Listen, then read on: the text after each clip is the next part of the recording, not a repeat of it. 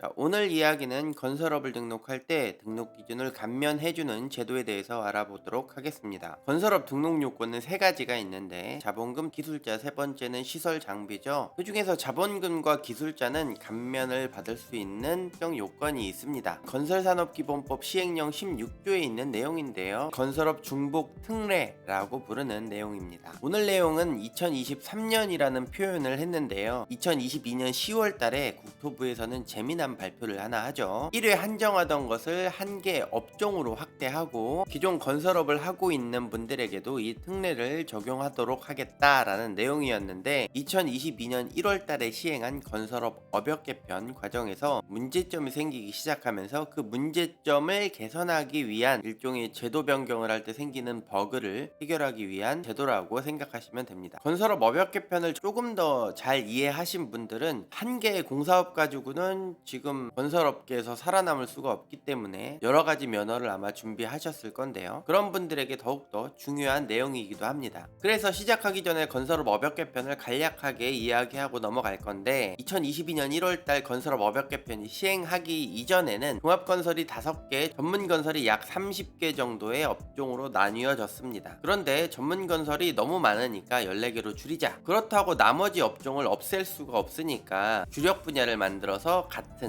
비슷한 공정을 했던 업종을 모아서 주력 분야를 만든 거예요. 그래서 이 화면에서 이 노란 글씨는 업종, 하얀색 글씨는 주력 분야라고 보시면 됩니다. 여기 노란색으로 표시한 것들은 업종이라고 불리우고요. 하얀색으로 표시한 것들은 주력 분야라고 불리우게 된 겁니다. 기존의 토공사업은 집안조성 토공사업 분야, 포장공사업은 집안조성 포장공사업 분야, 보링공사업은 집안조성 보링공사업 분야, 이렇게 업종이 변하게 된 거죠. 그래서 어떤 한 개의 회사에 토공사업과 포장공사업 두 가지 업종을 하고 있었던 업체는 집안조성 포장공사업, 토공사업, 포장공사업 두 가지 분야로 합쳐지면서 기존의 두 개였던 공사업 업종이 한 가지 업종의 두 가지 주력 분야로 바뀐 겁니다. 그래서 2023년 현재 건설업 중복 특례는 업종 특례와 이 주력 분야 특례 두 가지로 나뉘게 되었습니다. 그래서 오늘 영상에서는 이 등록 기준 특례와 주력 분야 특례를 모두 다 알아보고 응용 혹은 주의사항을 다 이야기해 보도록 합시다. 마지막에는 2023년에는 이게 어떻게 바뀌는지까지 이야기를 해보도록 하겠습니다. 자, 먼저 업종 특례입니다. 이 업종 특례를 받기 위해서는 몇 가지 조건이 필요합니다. 그 첫 번째는 한 가지 업종을 하고 있는 업체가 다른 업종의 공사업을 추가하거나 혹은 두 가지 업종을 한꺼번에 신규 등록하는 경우 두 개의 업종을 보유할 때 적용받을 수 있습니다. 이게 첫 번째 조건이에요. 두 번째 조건은 신청한 회사에게만 주는 특혜입니다. 신청한 사람은 받을 수 있고 신청하지 않은 사람은 못 받는 거죠. 자, 이 두 가지 조건을 만족할 때 등록 기준이 낮은, 어떤 업종은 등록 기준이 높고 어떤 업종은 등록 기준이 낮을 수도 있겠죠. 그래서 그 낮은 업종을 기준으로 자본금의 절반과 기술자 한 명을 할인해주는 제도를 중복 특례라고 불리웁니다. 예를 들어서 집안조성공사업은 자본금이 1억 5천이고 기술자가 2명이에요. 자, 도장미장 석공 같은 경우는 자본금이 1억 5천이고 기술자가 2명입니다. 일반적으로 두 개의 업종을 등록할 때는 등록 기준이 두 가지 업종의 등록 기준을 합친 자본금이 3억이 되는 거고 기술자가 4명이 되는 겁니다. 그런데 한 가지 업종 도장미장 석공에 자본금 절반인 7,500만 원하고 기술자 한 명을 할인을 해줘서 자본금이 2억 2,500이 되고 기술자가 3명이 되는 이런 결과를 얻을 수가 있는 거죠. 하지만 여기에는 세 번째 조건이 하나 더 있습니다. 자, 내가 등록하려고 하는 두 가지 업종에 공통으로 해당하는 자격증을 보유한 사람이 꼭 있어야만 해요. 토공사업 같은 경우는 토목 분야나 화학 분야의 경력 수첩을 가진 사람이나 지금 화면에 보이는 표에 있는 자격증을 가진 사람이 기술자로 있어야 됩니다. 도장습식 석공 같은 경우는 토목 건축 분야의 경력자가 필요하거나 혹은 이 화면에 보이는 자격증을 필요로 한 사람이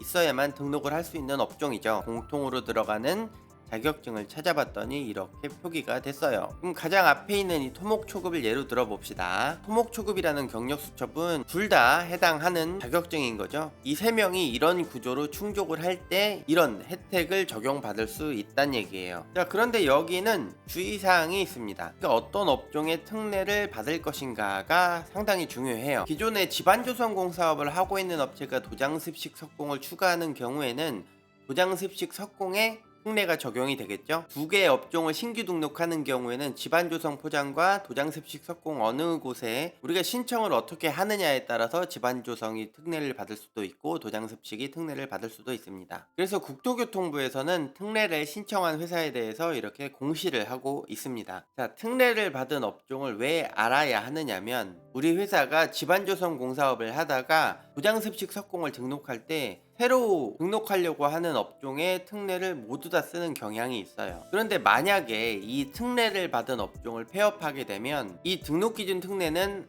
없어져 버리게 됩니다. 특례를 받지 않은 업종을 폐업하더라도 이 혜택은 없어져 버려요. 처음에 이야기한 것처럼 이 특례는 두 개의 업종을 보유할 때 생기는 거기 때문에 이 특례는 없어지는 거죠. 우리 회사가 3개 혹은 4개의 업종을 하고 있는 업체라면 우리 회사가 어떤 업종의 특례를 받았느냐에 따라서 이 특례를 살릴 수도 있고 폐업 과정에서 없어지게 할 수도 있는 거예요. 우리 회사가 어떤 업종의 특례를 받았는지 아는 게 가장 중요하다.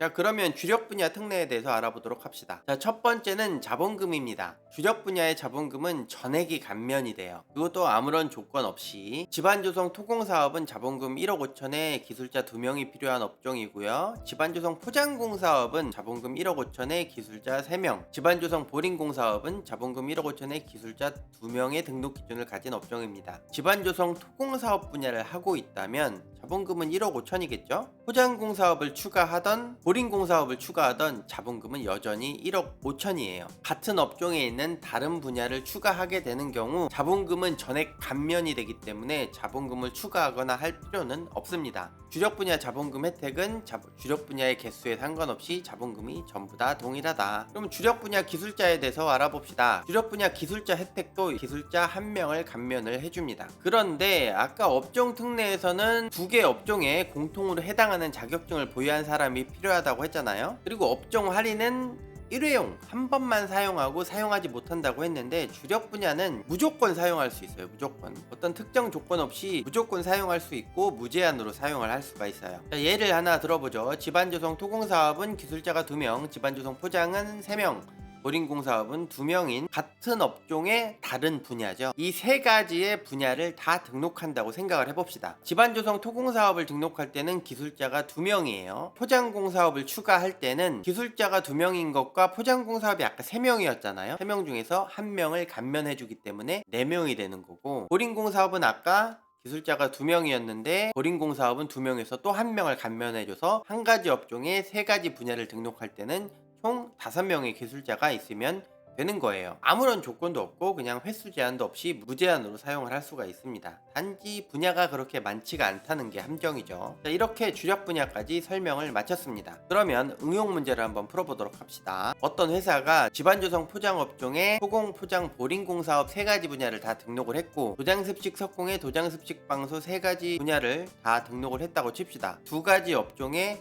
6가지 분야가 되겠죠? 이 번호의 순서대로 등록을 했다고 우리가 계산을 한번 해봅시다. 모든 특례를 다 사용했다고 가정을 할게요. 토공을 등록할 때 자본금은 1억 5천, 기술자가 2명이죠. 포장을 등록할 때는 집안조성 토공이 있었으니까 같은 분야죠. 자, 같은 업종 내의 다른 분야이기 때문에 포장은 자본금이 없고, 기술자는 원래 3명이었는데 1명을 빼주잖아요. 2명. 주력 분야, 이거는 주력 분야 특례가 되겠네요. 보링을 등록할 때는 역시나 자본금은 없고 기술자는 2명에서 1명을 빼주니까 1명이 되죠. 이것도 주력 분야 특례. 도장습식 석공에 도장을 등록을 해봅시다. 자본금이 7,500만 필요해요. 왜냐면 집안조성 업종이 있었기 때문에 기술자는 2명에서 1명이 빼지니까 1명. 이거는 업종 특례예요. 집안조성 업종이 있으니까 도장습식 도장을 등록할 때는 업종 특례를 받을 수가 있겠죠. 그럼 습식을 등록할 때는 자본금이 없죠. 도장습식 석공이 벌써 등록이 돼 있으니까 기술자는 2명에서 1명을 빼줘서 1명. 이거는 주력 분야 특례. 석공은 필요 자본금이 없죠. 기술자는 2명. 그래서 1명을 빼서 1명. 이것도 주력 분야 특례. 그래서 자본금은 총 2억 2,500만이 되는 거고, 자본금은 총 2억 2,500만 원이 되는 거고, 기술자는 2명, 2명, 1명, 1명, 1명, 1명, 8명이 되겠네요. 이 두 개의 업종 6개 분야를 등록할 때는 자본금이 2억 2,500만, 기술자가 8명인 등록 기준이 필요하겠다.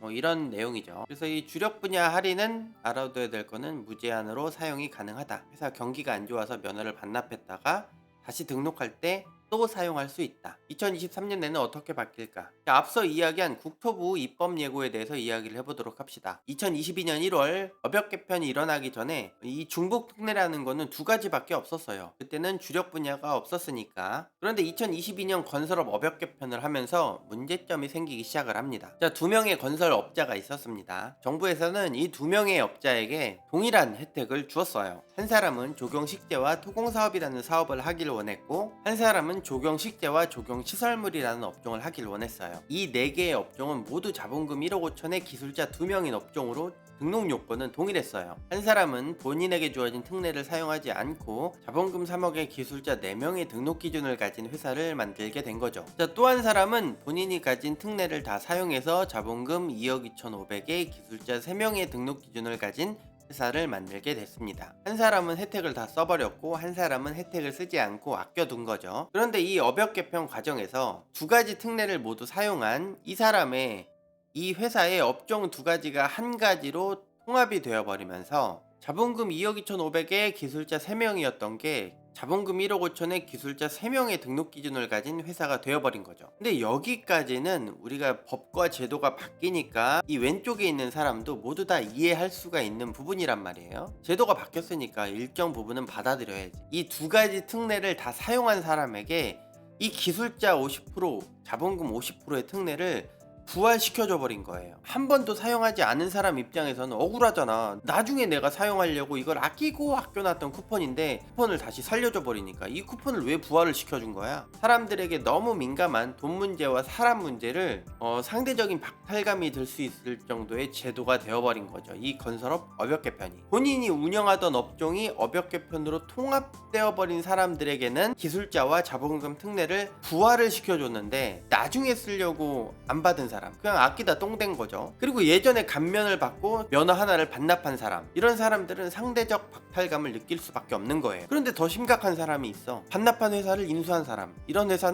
사람은 더 억울한 거지. 그래서 어쩔 수 없이 국토부에서는 1회 한정하던 것을 한 개 업종으로 한정하겠다고 입법 예고를 한 거예요. 이런 여러 가지 문제들 때문에. 이 입법이 지금은 시행되지 않았지만 만약에 시행이 되게 된다, 1회용이라고 포기했던 단 한 번이었던 이 등록 기준 할인 쿠폰을 이 한 번이라는 게 없어지면서 횟수를 무제한으로 사용할 수 있는 제도가 되어버리는 거죠. 이 규정이 시행이 된다면 혹시라도 예전에 신청을 했던 업체도 또 다시 신청을 할 수가 있는 그런 혜택이 되어버리는 거죠. 업역 개편을 맞이하고 2023년을 살고 있는 건설업 하시는 분들에게는 이 내용은 상당히 중요한 내용이 되어버린 거예요. 자, 오늘 영상은 여기까지고요. 시청해주셔서 감사합니다. 혹시라도 궁금하신 게 있으시면 질문을 남겨주세요. 끝!